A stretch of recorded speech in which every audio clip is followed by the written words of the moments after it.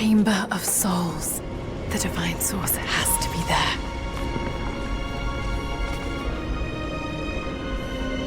Looks like the way into the city center is through that gate.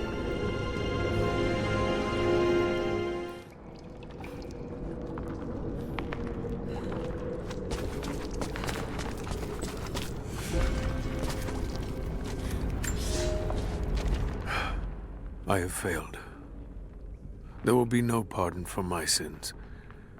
I have drenched my hands in blood in pursuit of the Prophet, and now there is nothing left. As the attack became a siege, the Prophet's people did the unthinkable. They turned their weapons against the glaciers and buried their own city. Mongol and the Prophet's people alike were crushed in the ice. The Khan and his warrior horde are dead. The people of Katesh are broken and scattered. I alone survive in the frozen heart of the city, and my only companions are the deathless army of the Prophet, their eyes aflame with unholy light. Even now, they hunt the ruins for survivors.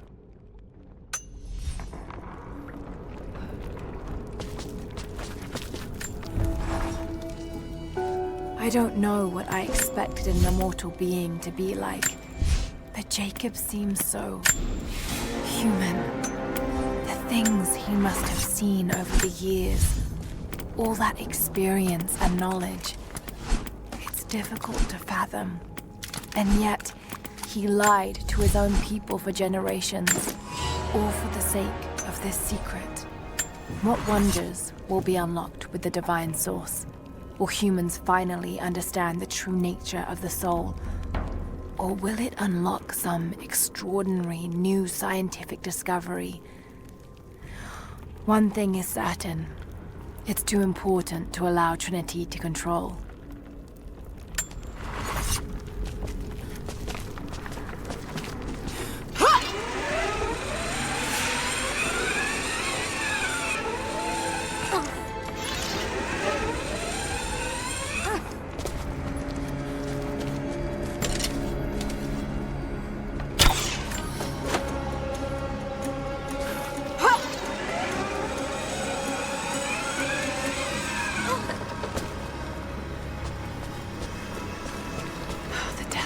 Patrolling the streets.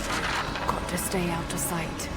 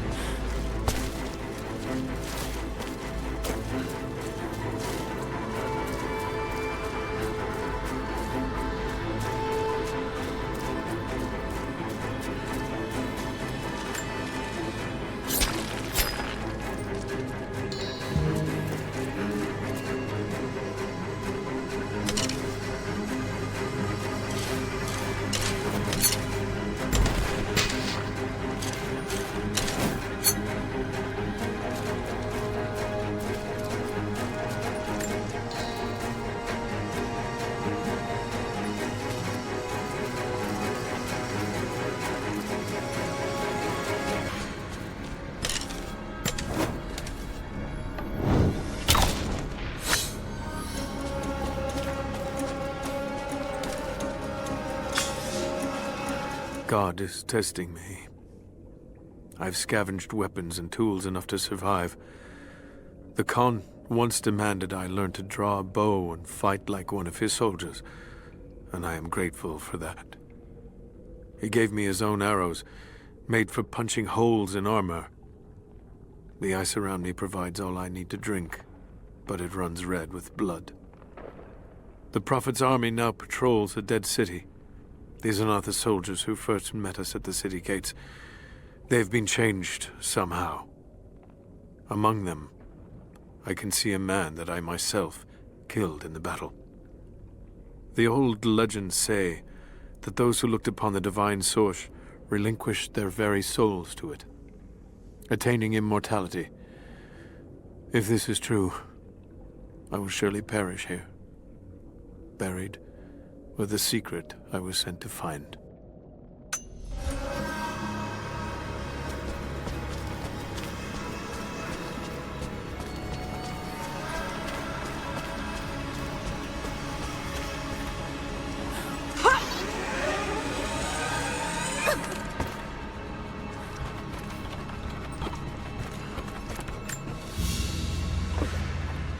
There's a piece of flint in the pouch. It's a striker to start a fire. Each Mongol soldier had to be self-sufficient.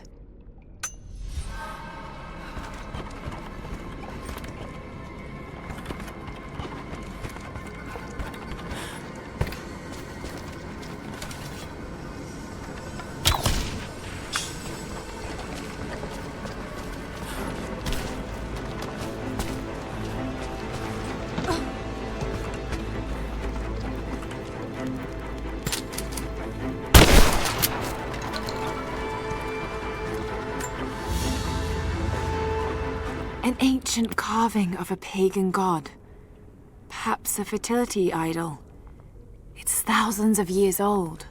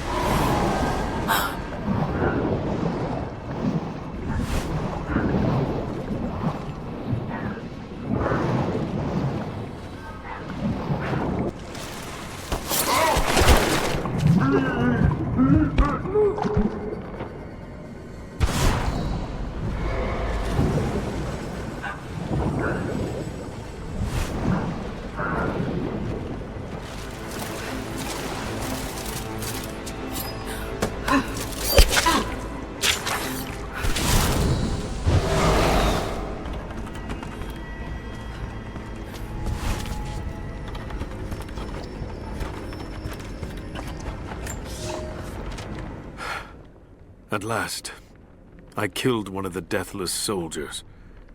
I tracked him through the day until he was alone. He seemed to sense me before I struck, as if he knew the sound of my bowstring. He was strong, but I am clever and I have faith. My arrows pierced his flesh, but he fought on until I placed a shot between his eyes. Even then, he managed to wound me before I caved in his skull. His body caught fire and fell into ash before my eyes. It has been hours since he died, but his ashes still smolder, hissing and popping in the darkness. I do not believe this is his end. The source has a great and terrible sway over those it touches. I must know what happens next.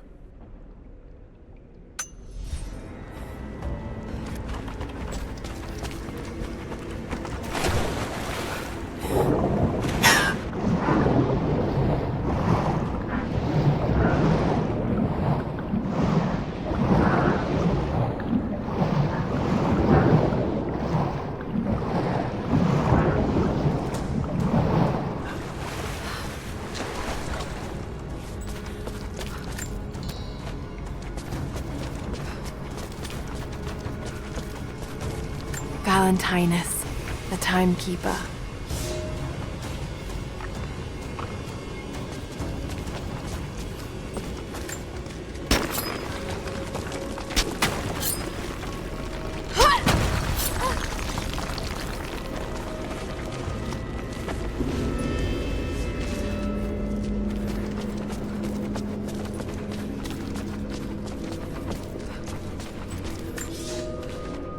After the city was built, the first generation of followers stared out upon it.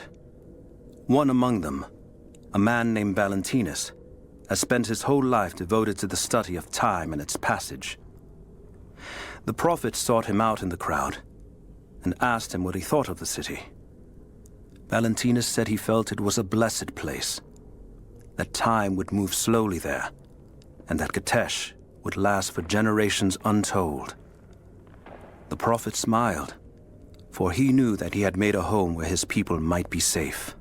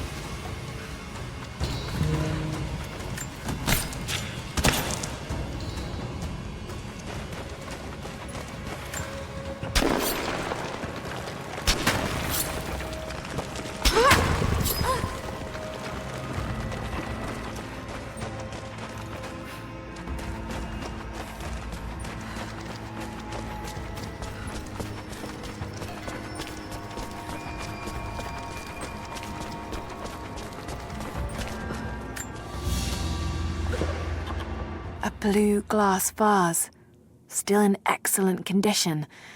Not many of these survived, for obvious reasons.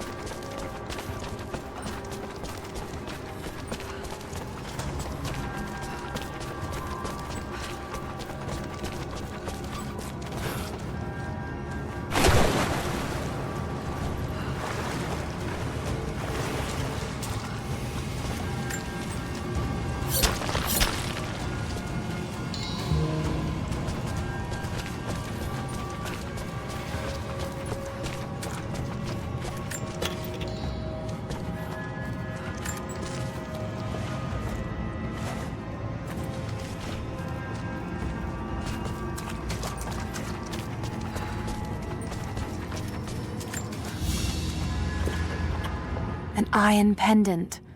Soldiers in the Empire would sometimes tie them to their belts.